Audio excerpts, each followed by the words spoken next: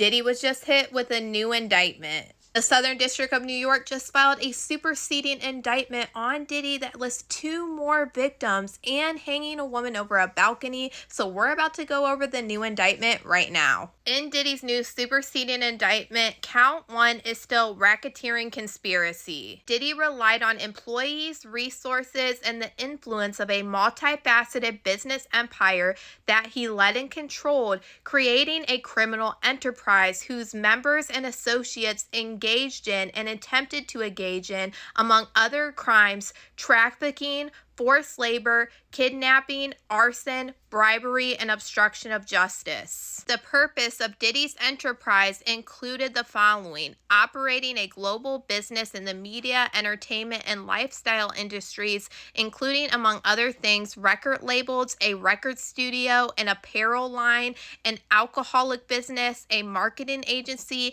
and a television network and media company. They were preserving, protecting, promoting, and enhancing the power of Diddy's enterprise, including the power of its leader through violence, the use of firearms, threats of violence, coercion, verbal, emotional, physical, and abuse. They were fulfilling the personal desires of Diddy, particularly those related to Diddy's gratifications, including through the exploitation of women and the use of workers. It enabled Diddy and other members and associates of the Combs enterprise to engage in unlawful acts of violence, including sexual violence, trafficking, forced labor, interstate transportation for the purposes of coercion, the enticement to engage in narcotic distribution, and other crimes. The Combs enterprise and its members and associates, including Diddy, were protected from detection and prosecution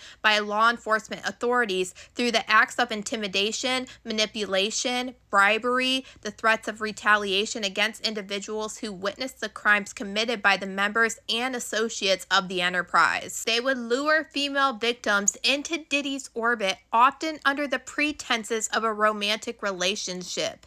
Diddy then used force, threats of force, coercion to cause the victims, including but not limited to 3 female victims, victim 1, victim 2, and victim 3, to engage in commercial acts. In connection with these commercial acts, Diddy provided the victims, among other things, monetary payments, career opportunities, payment of rent, and housing expenses. Some of these acts involved male commercial workers and were referred to by Diddy as freak-offs. In arranging these freak-offs, Diddy, with the assistance of other members and associates of the Combs enterprise, caused to be transported these commercial workers across state lines and internationally. These freak-offs occurred regularly and sometimes lasted multiple days and often involved multiple commercial workers. During these freak-offs, Diddy distributed a variety of controlled substances to the victims, in a part to keep the victims obedient and compliant.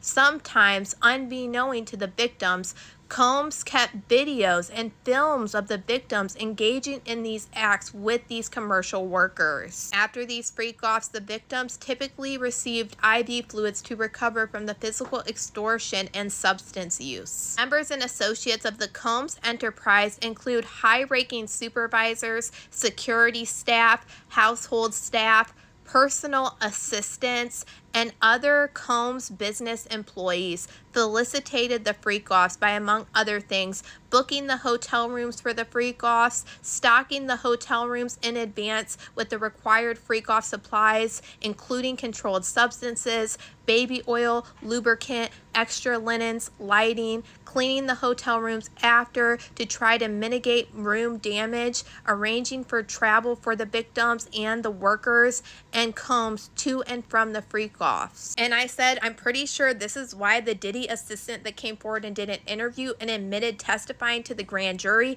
really had no choice. He either probably had to give up that information or he was going to be charged right along with Diddy with this racketeering conspiracy. Combs subjected his victims to physical, emotional, and verbal abuse to cause the victims to engage in these freak-offs and other commercial acts.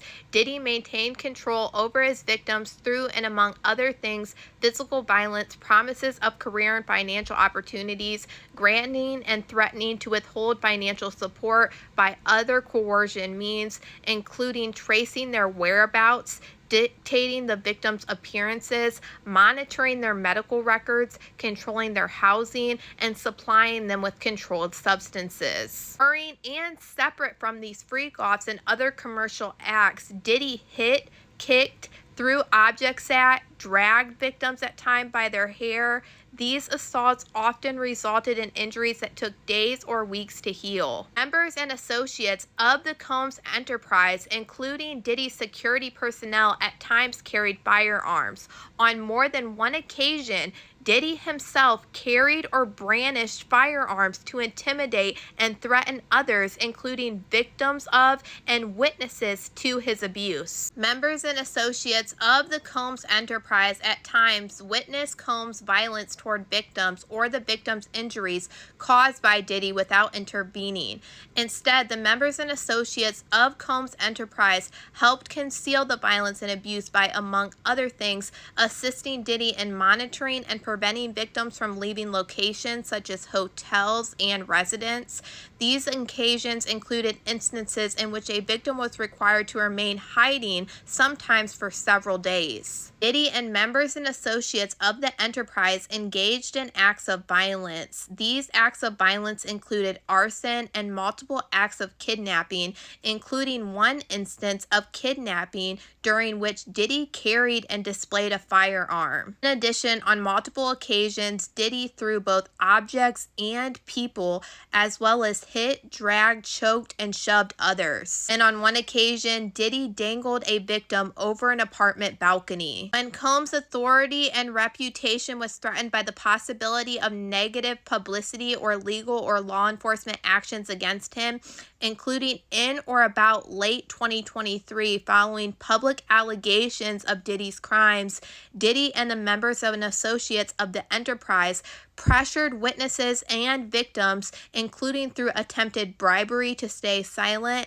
and not report what they experienced or knew to law enforcement. The next charge against Diddy is trafficking by force, fraud, or coercion, and all of this has to do with victim 1. And count 3 that Diddy is being charged with is transportation to engage in.